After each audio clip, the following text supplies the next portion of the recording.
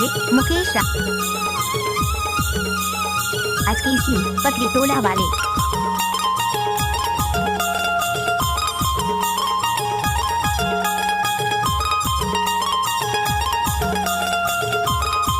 DJ Mukesh राज की कहाँ जाबेगे Parmila suit सलवार पहन के, कहाँ जाबेगे परमीला सूट सलवार पहन के, चश्मा लगाए के पान न चबाए के दुपट्टा उड़ाए के ना, चश्मा लगाए के पान न चबाए के दुपट्टा उड़ाए के ना, कहाँ जाबेगे परमीला सूट सलवार पहन के, कहाँ जाबेगे परमीला सूट सलवार पहन के।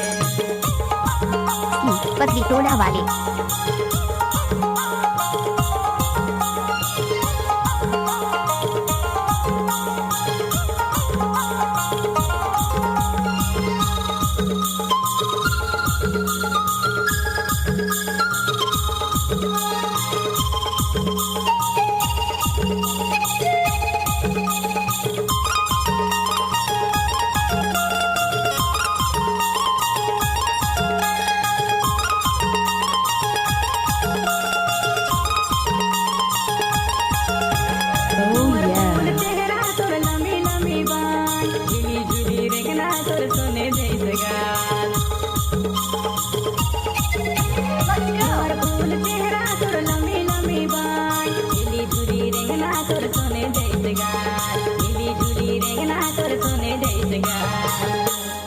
अरे गजब स्मार्ट दिखत हस यार।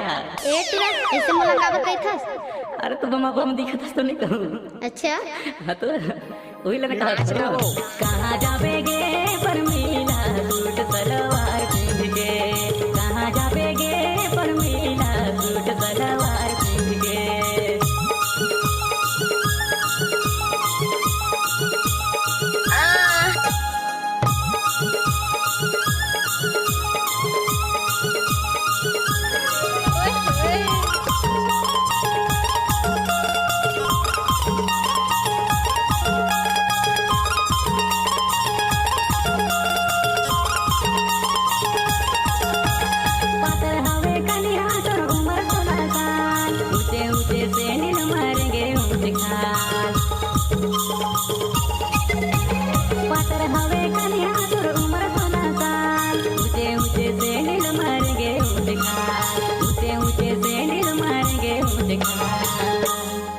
अरे एक ढेर मुड़ के देख लो मोर कतिला।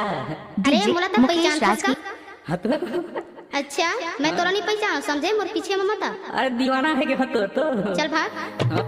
कहाँ जाबेगे परमीला सूट सलवार पहन के, कहाँ जाबेगे बताए तो दे सूट सलवार पहन के। इसी पतली टोला वाले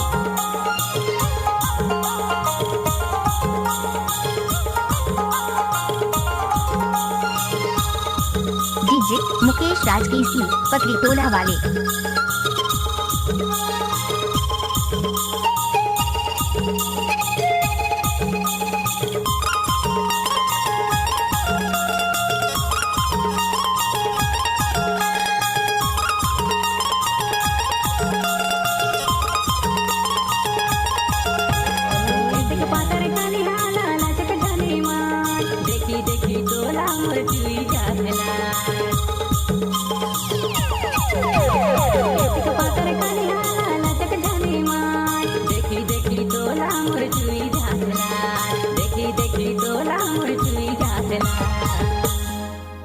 अरे एक है तुम कहना मैं जया सही ना?